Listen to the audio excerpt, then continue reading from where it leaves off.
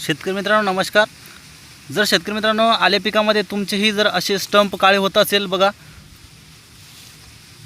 अशा प्रकारे, तर याला आपण काय करू शकतो। शेतकरी मित्रांनो आपण जर माझ्या चॅनलवरती नवीन असाल तर चॅनलला सबस्क्राइब करा आणि बेल आयकॉन दाबून द्या।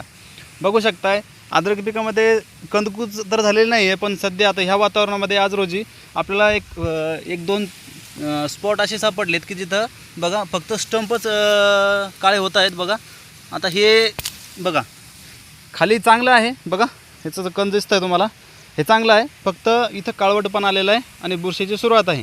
तर यासाठी आपण रूट गार्ड वापरणार आहे। तर रूट गार्ड कशा प्रकारे वापरायचं हे तुम्हाला दाखवतो। हे बघा बाकी पूर्ण प्लॉट बघा कसा आहे।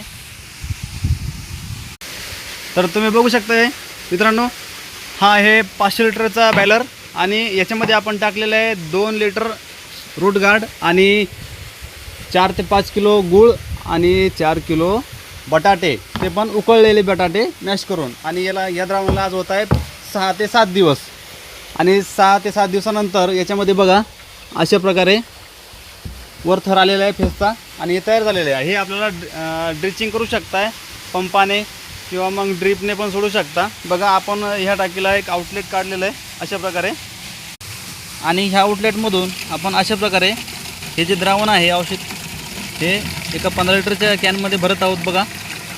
आणि हे थेट आता बघा हे भरलं आहे, आता याला आपण डायरेक्टली पंपात टाकणार। तर बघा इथं पंप आहे आणि पंपामध्ये आपण हे द्रावण टाकत आहे आणि यासोबत आपल्याला रूट गार्ड वापरायचं आहे। तर 15 लिटरचा बघा कॅन आहे आणि 15 लिटरचा पंप आहे। पूर्ण द्रावण याच्यामध्ये टाकून घ्यायचं अगोदर आणि याच्यामध्ये आपण हे मायक्रोरायझा जे आहे तर हे आपण वेगळं पाणी बनवून घेतलेलं आहे। त्यामध्ये आपल्याला हे प्रति पंपाला एक 8-10 लिटरच्या प्रमाणे प्रत्येक पंपात टाकायचं आहे, जेणेकरून हे चांगल्या प्रकारे मिसळून जाईल।